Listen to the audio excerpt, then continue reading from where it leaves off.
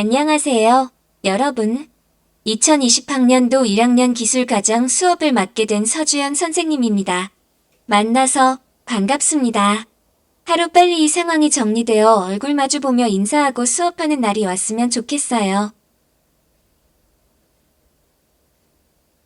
일단 수업에 앞서 1학기 평가 계획을 공지할게요. 1학기 수업 일수가 줄어들어서 수행평가 비율과 항목을 줄였어요.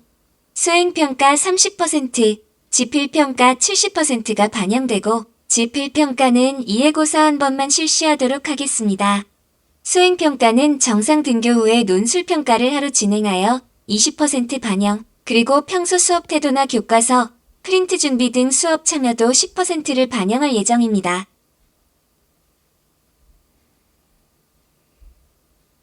정리한 표를 잠깐 볼게요.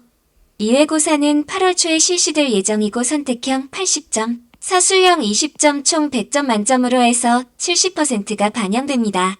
수행평가 중 논술평가는 5월 중 실시될 예정인데 온라인 계약의 연장 여부에 따라 또 달라질 수 있으니 나중에 다시 한 번 더 공지하겠습니다. 수업 참여도는 수업 중 상시 체크하도록 하겠습니다.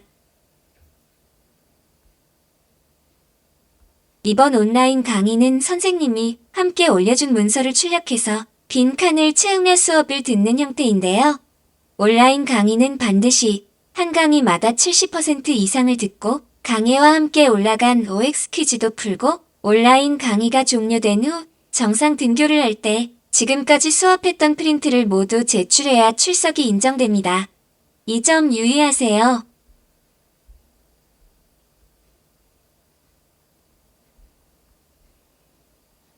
기술과정. 자, 그중에 가정 과목 먼저 수업을 할 건데요. 가정교과란 무엇일까요? 중학생 때 가정 수업 모두 들었죠? 우리가 살아가는데 가장 필수적인 의생활, 식생활, 주생활 그리고 가족생활, 소비생활까지 5 영역이 있었던 것 다 기억나시죠?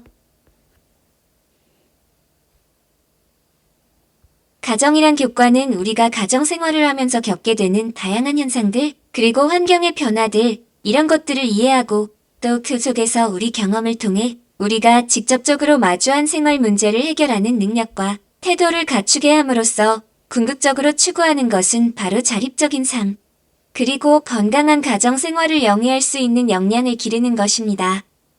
여러분, 수신제가 치국 평천하라는 말 들어본 적 있나요? 사서성경 가운데 하나인 대학에 나오는 말인데요. 몸을 닫고 집을 안정시킨 후 나라를 다스리며 천하를 평정한다는 뜻이지요. 즉, 내가 바로 서야 가정이 바로 서고 가정이 바로 서야 나라가, 천하가 바로 선다는 뜻이지요. 모든 것의 기본은 내가 또 가정이 바로 서는 것입니다. 사실 요즘의 결과지향적인 사회 속에서 개인의 인성이나 가정이 많이 무시되고 뒤로 밀려나고 있습니다. 가족의 해체도 증가하고 있고요. 하지만 우리는 알고 있죠? 내가 무너지고 가정이 무너지면 그 무엇도 큰 의미가 없다는 걸요. 가정이란 과목이 대학 입시에 큰 영향력이 없다고 생각할 수 있습니다. 하지만 우리가 앞으로 인생을 살아가는데 정말 중요하고 또 중요한 과목이 아닐 수 없습니다.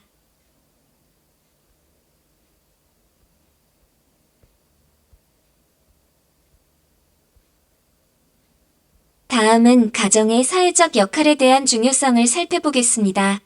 출산율이 줄어들면서 대한민국이 이미 고령화 사회를 넘어 2017년에 고령 사회에 진입했고요. 2026년 초고령 사회 진입이 예상된다고 합니다. 이런 저출산, 고령 사회로의 변화, 그리고 다문화 사회의 도래, 미래 세대를 위한 녹색 성장, 및 지속 가능한 사회 지향, 급변하는 가족과 사회, 예측 불가한 각종 범죄나 자연재해, 이런 상황들 속에서 우리에게 필요한 것은 자기관리 능력, 실천적 문제 해결 능력, 창의력, 진로개발 능력, 대인관계 능력, 의사소통 능력, 이런 것들을 길러줄 수 있는 교과가 기술과정입니다. 여러분, 인생에서 중요한 것들이 무엇이라고 생각하세요? 본격적으로 수업에 들어가기 전에 선생님이 준비한 영상을 보며 인생에서 중요한 것들에 대해 생각해 봅시다.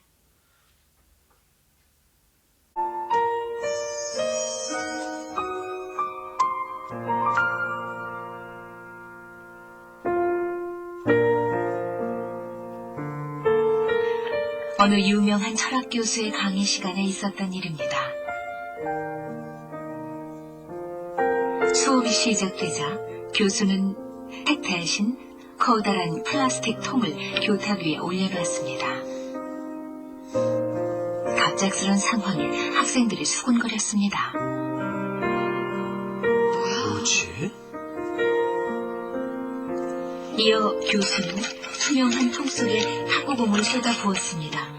그리고 통 속에 공이 가득 차자 학생들이 울었습니다. 다 찼습니까? 네, 네, 다 찼어요. 찼어요. 이번에는 작은 자갈을 쏟아붓고는 물었습니다.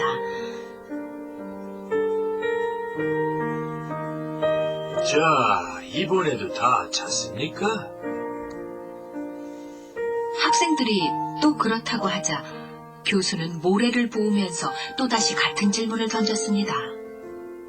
자, 다 찼습니까? 네, 이제 정말 꽉 찼는데요. 역시 같은 대답이 나오자 마지막으로 교수는 홍차 한 잔을 통 속에 쏟아 부었습니다.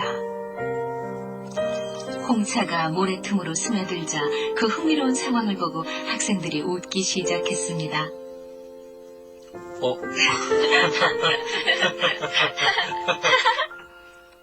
강의실이 잠잠해지고 나서야 교수가 입을 열었습니다. 이 통은 여러분 인생입니다. 탁구공은 가족, 건강, 친구고, 자갈은 일과 취미며, 모래는 그 외에 자질구레한 일들이지요.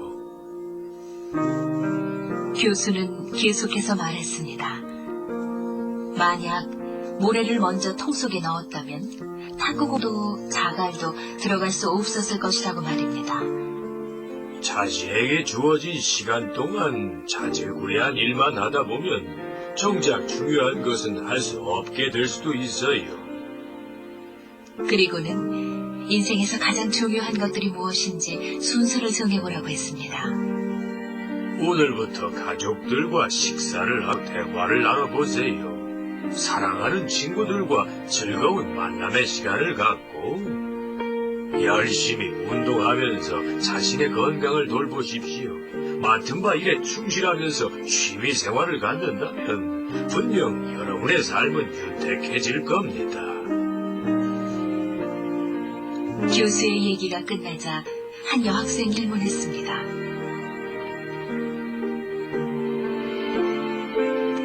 교수님, 그렇다면 마지막에 부은 홍차는 뭔가요? 교수는 미소를 지으며 대답했습니다.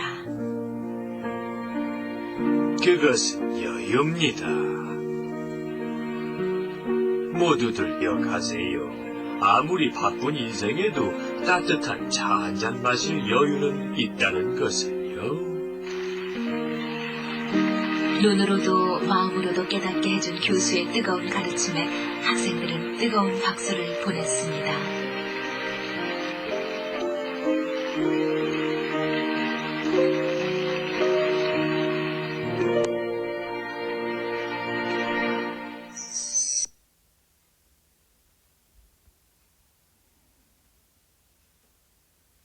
자, 첫 번째 대단원, 건강한 가족 만들기입니다.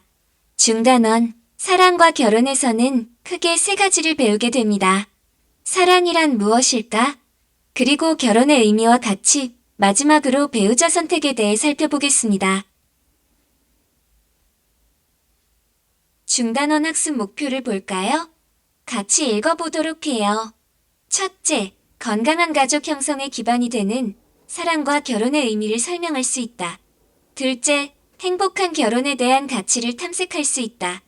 셋째, 이상적인 배우자상에 대해 개인적, 사회적 고정관념을 성찰하고 행복한 가정 생활을 위한 배우자 선택 기준을 제안할 수 있다. 모두 같이 읽었죠?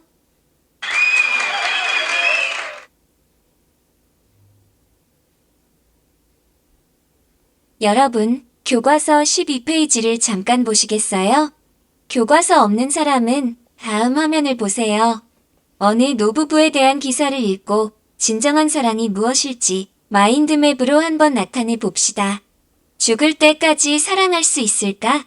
선생님이 다음 기사를 한번 읽어볼게요.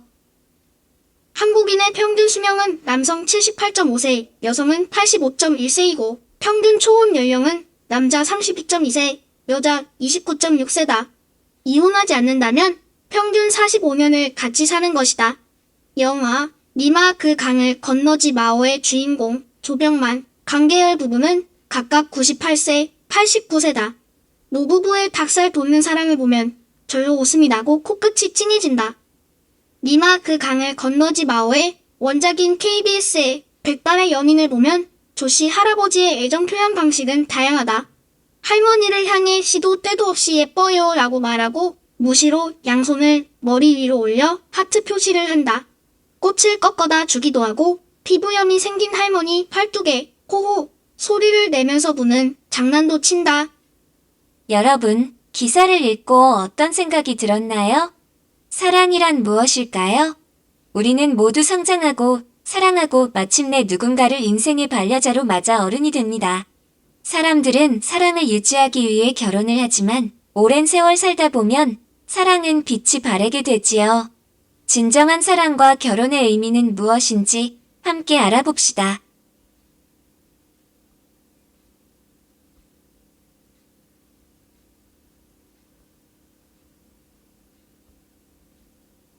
선생님은 마인드맵을 이렇게 작성해 보았어요. 여러분도 교과서에 있는 마인드맵을 완성시켜 보세요. 모두 프린트 출력했어요? 프린트 출력이 힘든 친구는 노트에 필기했다가 나중에 옮겨 적도록 하세요. 지금 다들 사랑하고 있나요? 사랑이란 인간의 감정 중에서 가장 흔하지만 매우 복잡하고 미묘해서 쉽게 정의를 내릴 수 없는 감정이죠. 또 두 사람을 결합해 가족을 형성하고 지탱하며 인간 간의 인격적인 교감이 이루어지게 하는 중요한 역할을 하기도 해요. 우리가 어른이 되고 연애를 시작하면서 사랑을 경험하게 되고 그 가운데 성적 욕망도 자연스럽게 가지게 되죠. 성인으로서 갖는 성적 충동과 성행동은 매우 자연스러운 것이지만 이게 정말 진정한 사랑에서 나온 애정 표현이나 교감을 위한 것인지를 신중하게 생각해 볼 필요가 있습니다. 또 자신들의 행동에 책임을 질 수 있을 때까지는 성행동에 대한 자기 조절이 필요하지요.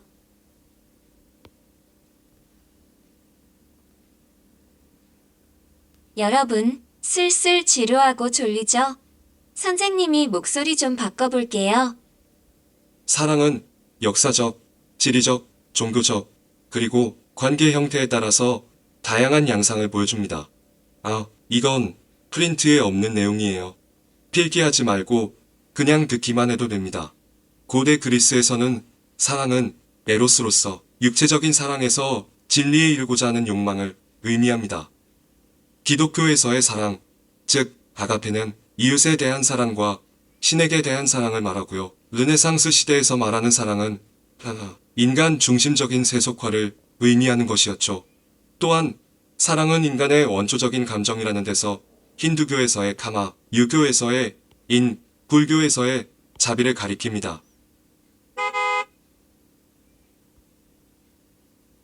정신분석학자이자 사회심리학자인 에리 프롬은 사랑의 기술에서 사랑받는 대상에 따라 사랑을 5가지로 분류했습니다.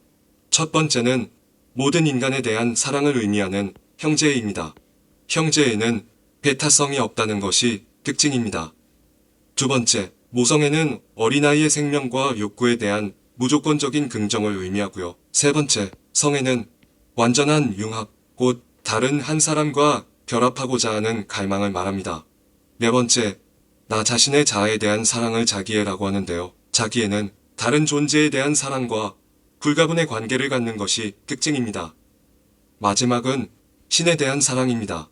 신에 대한 사랑은 분리 상태를 극복하고 합의를 이룩하려는 욕구에서 발생한다고 말하고 있습니다.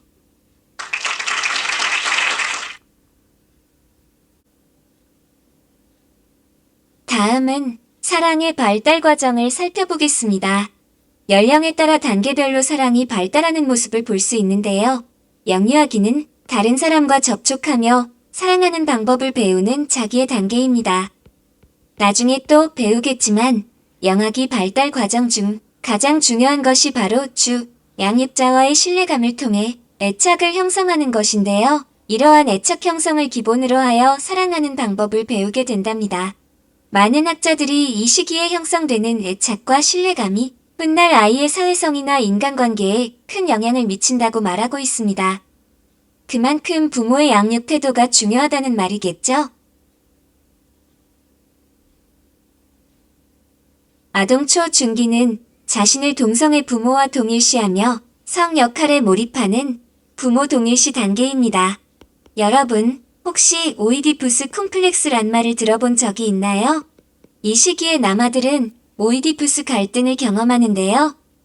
이는 어머니의 애정을 독점하려는 동시에 아버지에 대해서 경쟁심, 적대감, 분노, 두려움, 존경심, 애정 등 복잡한 감정을 느끼며 갈등을 겪는 현상입니다. 이러한 갈등을 해소하는 타협적인 방법이 바로 아버지와의 동일시입니다. 어머니에 대한 유혹적 태도를 억제함으로써 아버지의 처벌을 회피하는 동시에 아버지와의 동일시를 통해 아버지를 따르고 모방하면서 아버지처럼 강한 존재가 되려고 노력하지요. 남자 아동은 아버지에 대한 동일시 과정을 통해 남자의 성역할을 학습하게 됩니다. 여자 아동의 경우에는 아버지의 애정을 독점하려 하고 어머니를 경쟁자로 인식하게 되는 유사한 현상이 나타나는데요. 이를 일렉트라 콤플렉스라고 합니다. 여아도 마찬가지로 어머니와의 동일시를 통해 이러한 콤플렉스를 극복하고 여자의 성역할을 학습하게 되지요. 아동기 후반, 그리고 청소년 초기의 사랑은 동성 친구와 함께 시간을 보내며 협동과 적응을 배우는 우정 단계입니다. 이 단계는 만 6세부터 사춘기까지의 학령기에 해당하는 시기로서 학업과 친구에 대한 관심이 증가하면서 뚜렷한 성적 욕망의 표출 현상이 나타나지 않는 시기입니다. 자아가 성숙하고 초자아가 확립되는 이 시기를 친구들과의 건전한 우정을 통해 무난히 겪어 나간다면 현실적 성취와 원만한 대인관계를 위한 적응 능력이 발달하게 된답니다.